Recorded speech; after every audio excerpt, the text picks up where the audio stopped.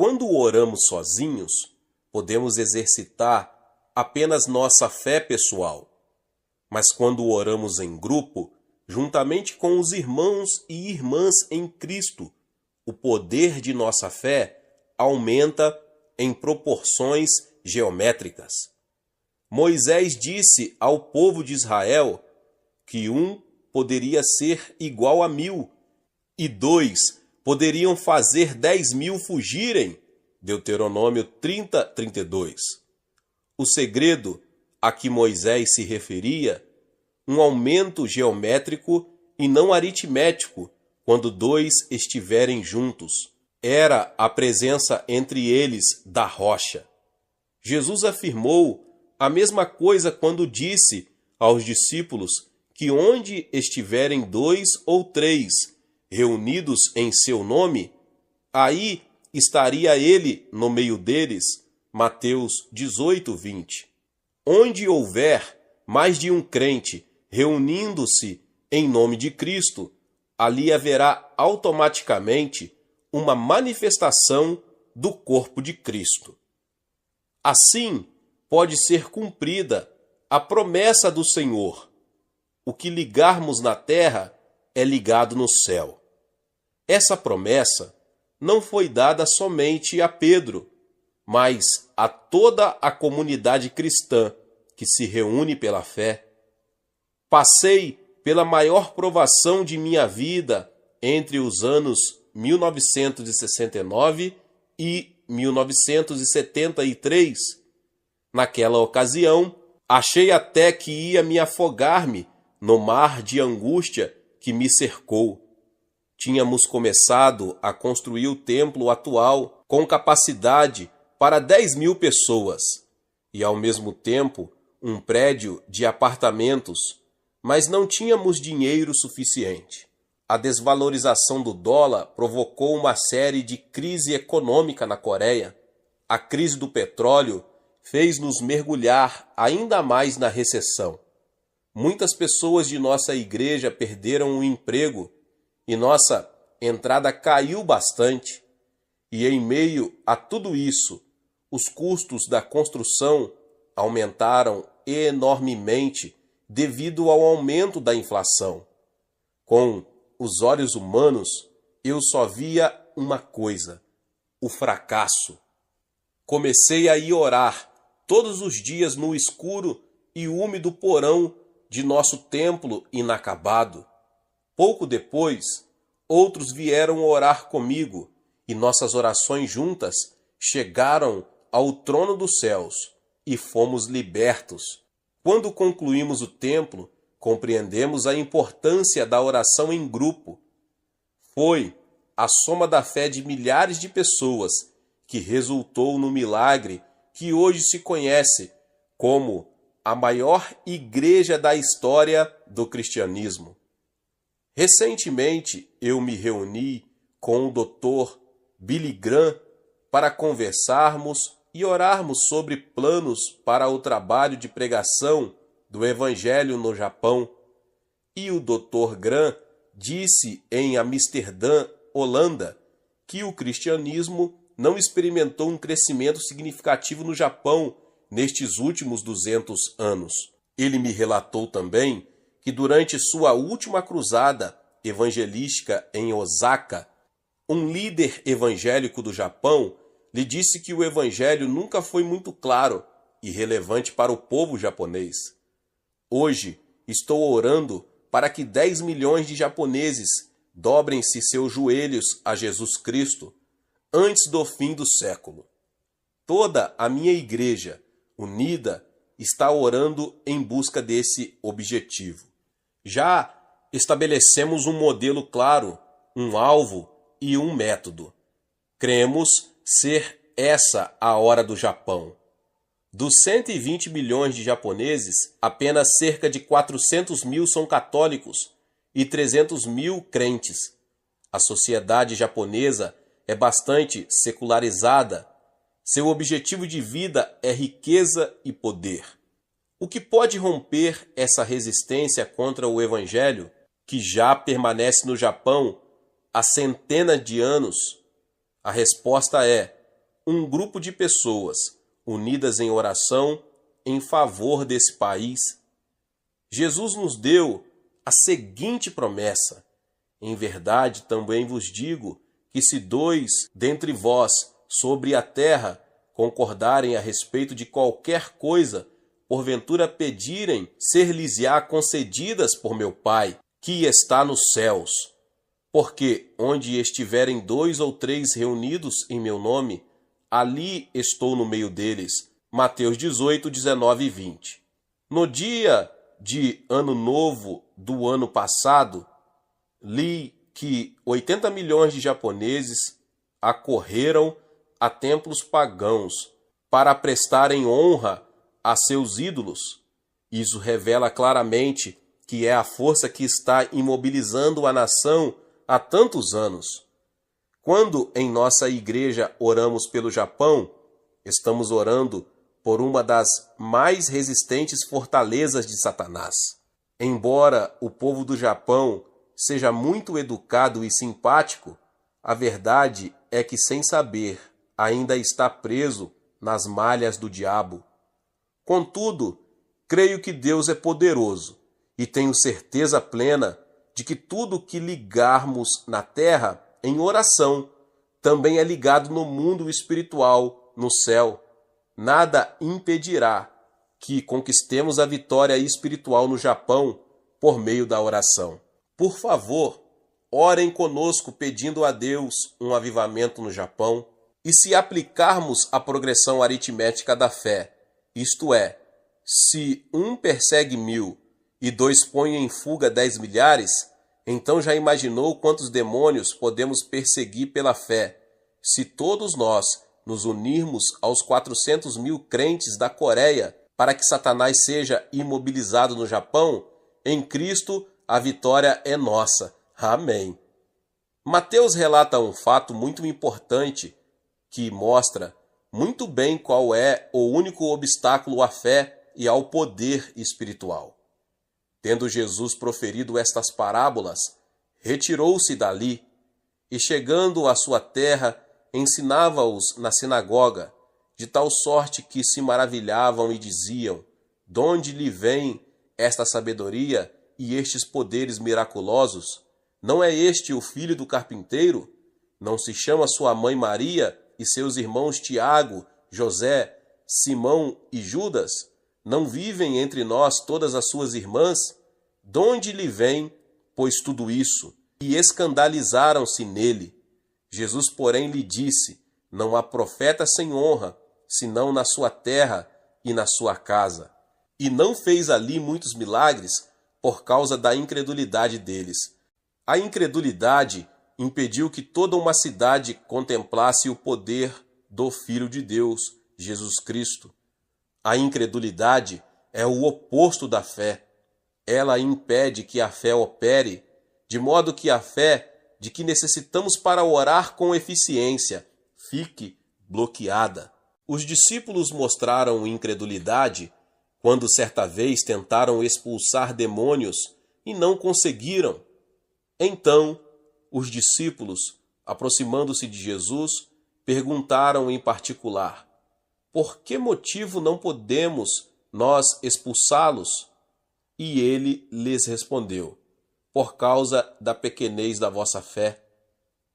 Pois, em verdade vos digo que se tiverdes fé como um grão de mostarda, direis a este monte: passe daqui para acolá, e ele passará. Nada vos será impossível." Mateus 17, 19 e 20. Portanto, quando enfrentamos as forças de Satanás, não pode haver em nós incredulidade. Se quando estamos orando, permitimos a incredulidade em nosso meio, ela destruirá a força do grupo. A Bíblia afirma que Abraão recebeu o poder para gerar Isaque, porque não permitiu que seu coração abrigasse incredulidade. Paulo também afirma que Israel foi cortado da árvore viva da fé por causa da incredulidade. O livro de Hebreus contém uma advertência para nós com respeito à incredulidade. Tende cuidado, irmãos, jamais aconteça haver em qualquer de vós perverso coração de incredulidade que vos afaste do Deus vivo. Pelo contrário, exortai-vos mutuamente cada dia durante o tempo em que se chama hoje, a fim de que nenhum de vós seja endurecido pelo engano do pecado, porque nos temos tornado participantes de Cristo, se de fato guardamos firme até ao fim a confiança que desde o princípio tivemos. Hebreus 3, 12 ao 14. A incredulidade penetra sorrateiramente no coração do indivíduo, fazendo dele um coração que o escritor de Hebreus qualifica de perverso. Assim como a fé edifica o poder em oração, a incredulidade o destrói.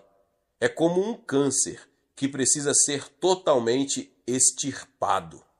Paulo adverte aos cristãos de Corinto que não se associem com incrédulos. Jairo era um príncipe da sinagoga que pediu a Jesus que fosse à sua casa orar por sua filha. Quando Jesus se encaminhava para lá, foi-se ajuntando em torno dele uma grande multidão que desejava ver o que iria acontecer.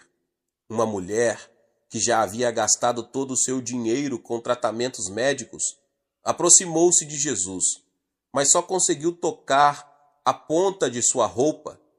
Assim que ela tocou nele, ficou curada da hemorragia da qual sofria havia muitos anos. Mas Jesus sentia que dele saíra poder, perguntou: "Quem me tocou?" E a história narrada em Marcos 5 registra que ele afinal disse a ela: "Filha, a tua fé te salvou." Assim que ele disse isso, um homem chega e diz ao príncipe da sinagoga que sua filha morrera. Imediatamente Jesus disse: "Não temas, crê somente." A narrativa atinge seu clímax quando Jesus se aproxima da casa onde a menina morta estava sendo pranteada. Contudo, não permitiu que alguém o acompanhasse, senão Pedro e os irmãos Tiago e João. Chegando à casa do chefe da sinagoga, viu Jesus o alvoroço, os que choravam e os que pranteavam muito. Ao entrar, lhes disse: "Por que estáis em alvoroço e chorais? A criança não está morta, mas dorme." E riram-se dele. Tendo ele, porém, mandado sair a todos, tomou o pai e a mãe da criança e os que vieram com ele e entrou onde ela estava. Observemos que Jesus teve muito cuidado na escolha das pessoas a quem ele permitiu que o acompanhassem ao interior da casa. Ele só queria ao seu lado, quando ressuscitasse a menina, os discípulos que não abrigavam incredulidade. Também não permitiu a presença dos pranteadores profissionais. A incredulidade deles poderia bloquear a fé necessária à realização do milagre. Se Jesus tinha toda essa cautela com relação às pessoas que permitia orar ao seu lado, será que não devemos tê-la também? Portanto, é de vital importância que impeçamos que a incredulidade se manifeste em nosso grupo de oração. Em nossa igreja, antes de orarmos, procuramos primeiramente edificar a fé dos presentes por meio do estudo bíblico. A verdade rechaça a incredulidade e a palavra de Deus é a verdade. A oração em grupo pode encontrar obstáculos pela incredulidade, mas essa incredulidade pode ser removida em nome de Jesus Cristo, o Senhor. Embora saibamos que Deus atende às nossas orações particulares, o fato é que a oração em grupo é importante, principalmente quando se trata de imobilizar as forças de Satanás. Um dos mais importantes ministérios que temos na Igreja do Evangelho Pleno é a oração uníssona que fazemos em todos os cultos. Sempre iniciamos os cultos assim, todos os crentes orando ao mesmo tempo. Às vezes oramos pela nossa pátria, para que seja salva e esteja sempre protegida. Depois de sofrermos durante muitos anos sob a opressão japonesa e a invasão da Coreia do Norte, que é comunista, e sabendo que a liberdade, e principalmente a liberdade de religião, é tão preciosa, oramos fervorosamente a Deus para que ela seja mantida. Oramos também pelas autoridades do país. Deus ordenou que o fizéssemos e, se não obedecermos, teremos o governo que merecemos. Por isso, oramos pelo presidente e também pelas demais autoridades. Essa é a razão porque tenho toda a liberdade de pregar o Evangelho em minha igreja, na televisão e no rádio. Há muitas pessoas, principalmente na Europa, que não gozam dessa liberdade de pregar a palavra de Deus por ondas aéreas. Nós somos muito gratos por essa liberdade que temos na Coreia e a protegemos através da oração. Além disso, oramos em uníssono, também pelos milhares de pedidos que nos chegam dos Estados Unidos, Japão e de outras partes do mundo. No início de todos os cultos, eu me prostro junto ao púlpito dos pedidos de oração e coloco as mãos sobre os pedidos e todos oramos conjuntamente. Depois, esses pedidos são remetidos para o monte da oração.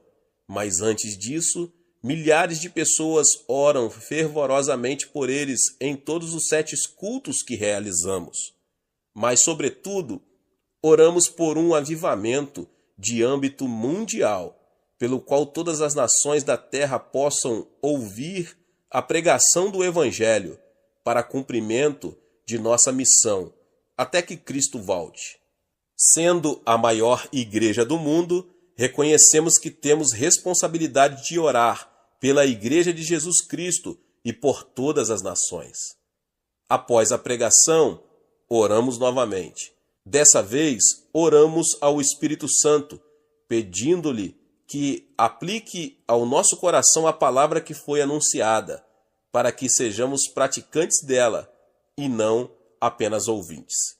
Sempre que oramos em conjunto, oramos com determinação e firmeza. Quando ouço meu povo orando, parece-me ouvir o forte rumor de uma imensa catarata. Sabemos que Deus deve sentir a sinceridade de nossa oração, pois oramos em uníssono e em união. E quando oramos todos juntos, o poder de Deus se manifesta em nosso meio. Nesses momentos em que nos unimos em oração, muitas pessoas são curadas, libertas e cheias do Espírito Santo. Se uma pessoa pode pôr em fuga 1000 e se 2 pode enfrentar 10.000, imagine o que não poderão fazer centenas de milhares de crentes unidos em oração. O poder aí exercitado ultrapassa nossa compreensão.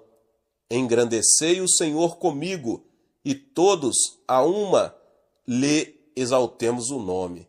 Salmo 34, 3. Nosso sistema de grupos, as células, é a própria base de nossa igreja. Descobri este conceito na ocasião em que vivia as horas mais difíceis de meu ministério. Quando minha igreja tinha 3.000 membros, achava que podia cuidar de tudo e tentava fazer tudo. Eu pregava, visitava e orava pelos enfermos. Mas à medida que a igreja ia crescendo, eu ia enfraquecendo. Certo domingo, quando interpretava um evangelista americano, desmaiei, pensando que o de que precisava era de mais energia e empenho. Tentei de novo, mas não consegui ir até o fim do culto. Fui levado então para o Hospital da Cruz Vermelha. Depois que recobrei a consciência no hospital, o médico me saudou com palavras muito desalentadoras. Pastor Cho, o senhor talvez fique bem, mas terá que abandonar o ministério. Mas o que posso fazer a não ser pregar o evangelho? Disse para mim mesmo em voz baixa. Aquilo que o médico me dissera caíra sobre mim como uma imensa pedra. Já descobri que às vezes Deus tem que apelar para medidas extremas para conseguir minha atenção. Tenho que confessar que nesse dia, no hospital, ele conseguiu captar minha atenção. Foram de uma nova reavaliação de minha vida. Foi então que descobri o segredo do ilimitado potencial para o crescimento da igreja, o sistema de células. Lucas registra uma situação semelhante em Atos 6, quando o número dos discípulos ainda era reduzido. Os 12 apóstolos conseguiram realizar todo o trabalho administrativo da igreja. Contudo, se o sistema continuasse sempre assim, a igreja nunca teria ultrapassado o número que havia em Jerusalém. O meio que Deus usou para modificar a mentalidade dos apóstolos foi permitir que eles se defrontassem com um problema potencialmente devastador, que é descrito no 6º capítulo. A divisão étnica que quase causava o fracionamento da igreja tinha que ser solucionada. O resultado disso foi que os apóstolos compreenderam que não poderiam encarregar-se de toda a obra do ministério sozinhos. Assim sendo, escolheram 7 homens e os designaram como diáconos. Os diáconos, então, passaram a cuidar da parte administrativa da igreja e os apóstolos se dedicaram à missão original. E quanto a nós, nos consagraremos à oração e ao ministério da palavra. Atos 6:4. O problema que vimos neste capítulo levou os homens de Deus a reexaminarem sua situação e a receberem a sabedoria do Espírito Santo. Essa sabedoria orientou-os para que delegassem sua autoridade a outros, dessa forma favorecendo um crescimento ilimitado. Observei que há vários textos do livro de Atos em que os discípulos se reuniam em grupos grandes e em grupos menores. Dou a seguir algumas instruções de Atos e Romanos, que serviram para abrir meus olhos sobre a validade do uso do sistema de células. Diariamente, perseveraram unânimes no templo, partiam pão de casa em casa e tomavam as suas refeições com alegria e singeleza de coração, louvando a Deus e contando com a simpatia de todo o povo. Enquanto isso, acrescentava-lhes o Senhor, dia a dia, os que iam sendo salvos. Atos 2, 46 e 47. E todos os dias no templo e de casa em casa não cessavam de ensinar e de pregar Jesus, o Cristo. Atos 5:42. Jamais deixando de vos anunciar coisa alguma proveitosa e de vô-la ensinar publicamente e também de casa em casa. Atos 20:20. Saudai igualmente a igreja que se reúne na casa deles. Saudai meu querido Epêneto, primícias da Ásia para Cristo. Romanos 16:5. Esses e outros textos deram-me a orientação que precisava. De lá para cá, nosso sistema de células cresceu tanto que no momento contamos com mais de 20.000 grupos em nossa igreja. Se cada uma dessas células ganha 2 famílias para Cristo, em um ano, isso significa que temos mais 40.000 famílias novas em nosso meio. E como uma família média é composta de 4 pessoas, nosso índice de crescimento é de 160.000 novos convertidos por ano. Nessa conta, não entram os novos membros que são salvos por Cristo através da televisão, do rádio e de nossos cultos de domingo. Contudo, o crescimento contínuo de nossa igreja depende principalmente de nosso sistema de células. As reuniões de células agrupam de 5 a 10 famílias. Elas se reúnem nos lares, ponto mais propício para as reuniões noturnas ou para as reuniões femininas durante o dia. Reúnem-se também em escolas, o melhor lugar para nossas células de estudantes, em fábricas, para as reuniões de nossas células de operários. Ou então se reúnem também num restaurante, que é um bom lugar para as reuniões de comerciantes, executivos e etc. Onde quer que se reúnam, essas pessoas constituem a igreja em ação. Nosso templo grande é o local onde todos se juntam para participar da pregação da palavra e do culto de adoração prestado por toda a igreja. Mas, na verdade, nossa igreja se reúne em milhares de locais, em toda a extensão de nossa cidade. Nas reuniões de células, os membros oram uns pelos outros. Se alguém adoece, o líder da célula faz uma visita e ora em favor de sua cura. Nossos membros já aprenderam que a oração é fundamental e por isso oram por tudo.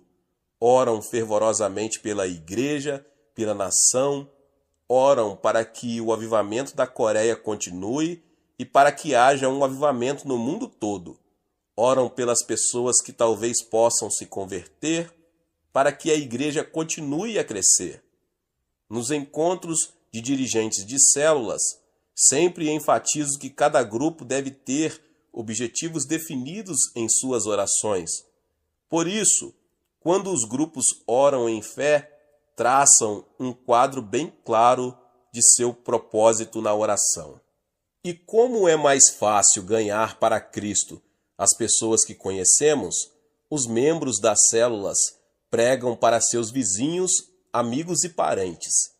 Assim que Deus abre a porta para que uma dessas pessoas se converta, o membro que com ela se relaciona fala disto para o restante do grupo e todos se põem a orar pelo outro incessantemente, até que se renda a Cristo. Já aprendemos que nesta terra estamos em guerra contra Satanás. Nossos opositores são os demônios e seus espíritos demoníacos. O campo de batalha é o coração das pessoas. Nosso alvo é que todos possam conhecer a graça salvadora de nosso Senhor e Salvador Jesus Cristo. Assim traçamos os planos cuidadosamente. Temos uma estratégia, um plano e o executamos como um exército bem treinado. Todavia, o mais importante de tudo é que envolvemos nossos planos com oração para que Deus possa insuflar seu fôlego de vida em nossos projetos e assim eles deem fruto. Não possuo nenhuma fórmula secreta para explicar o fabuloso crescimento que nossa igreja experimenta. A única coisa que fiz foi levar muito sério a palavra de Deus. Não tenho a menor dúvida de que tudo que está acontecendo aqui na Coreia pode acontecer também em qualquer parte do mundo. O segredo, meus irmãos e irmãs, é a oração. Como é que milhares de crentes conseguem passar todas as noites de sexta-feira em oração? Muitas pessoas me fazem essa pergunta em muitas partes do mundo. Se alguns conseguem passar a noite toda numa discoteca, por que os crentes consagrados não podem passar a noite toda orando e adorando a Deus? Tudo depende da prioridade que damos às coisas. Ou vamos encarar seriamente essa questão do avivamento ou não. Todas as sextas-feiras, nosso pessoal começa a se reunir a partir das 10 da noite e inicia orando silenciosamente. Em seguida, eu apresento um estudo bem substancial da Palavra de Deus. E como não temos ali o problema de tempo, que normalmente tenho aos domingos, posso fazer o estudo bem devagar e levar até 2 horas. É claro que temos uma programação feita previamente. As pessoas não viriam com tanta assiduidade se tivessem que ficar sentadas a noite inteira só orando. Depois do estudo bíblico, começamos a orar. Oramos por problemas específicos, problemas de nossa igreja, bem como por nossas próprias necessidades. Após esse período de oração, cantamos corinhos. Em seguida, ao período de louvor, um dos copastores prega. Depois cantamos hinos de novo e nos preparamos para ouvir os testemunhos pessoais, aquilo que Deus está realizando na vida dos membros da igreja. Deus tem realizado tantos milagres de sua graça em nosso meio que é impossível ouvirmos todos os crentes que desejam falar. Essas maravilhosas narrativas do poder de Deus nos levam a querer cantar de novo. Antes que nos demos conta, já são 4:30 da manhã e está na hora de nos prepararmos para o culto de oração do sábado de manhã. Depois da oração, nos despedirmos e vamos para casa regozijando-nos. Davi estava acostumado a realizar vigílias, o que ele chama de vigílias da noite no Salmo 63. Isaías proferiu a seguinte profecia: um cântico haverá entre vós, como na noite em que se celebra festa santa, e alegria de coração, e como a daquele que sai ao som da flauta para ir ao monte do Senhor, a rocha de Israel. Isaías 30:29. Quando os discípulos estavam presos, eles não passaram a noite se queixando da sorte, passaram cantando e orando. Então Deus os ouviu e mandou o livramento, sob a forma de um anjo. A presença do Senhor é muito importante. Jesus prometeu que, quando nos reuníssemos em seu nome, ele estaria em nosso meio. Não é difícil passar a noite em oração, quando o doce aroma da presença do Senhor enche o local onde estamos reunidos. Em alguns países, o sábado é dia de folga no trabalho para muitas pessoas, mas na Coreia não, é um dia de trabalho normal. Assim sendo, muitos dos crentes, depois de passarem a noite em oração, vão para casa e se arrumam para ir trabalhar. O próprio Davi declarou que não queria dar a Deus algo que não lhe custasse nada. Embora passar uma noite em oração não seja muito fácil, na verdade, esse é o meio pelo qual temos conseguido manter aceso a chama do avivamento aqui na Coreia. Glória a Deus, Deus abençoe a sua vida. Você que ouviu essa palavra, tremendo, né? Se inscreva aqui no canal se você chegou pela primeira vez. Ative o sininho das notificações para você ficar por dentro de tudo que está acontecendo aqui no canal. Deixe também o seu like e também não esqueça de compartilhar esta palavra com mais pessoas. Nos vemos nos próximos vídeos. Deus te abençoe mais uma vez. Amém.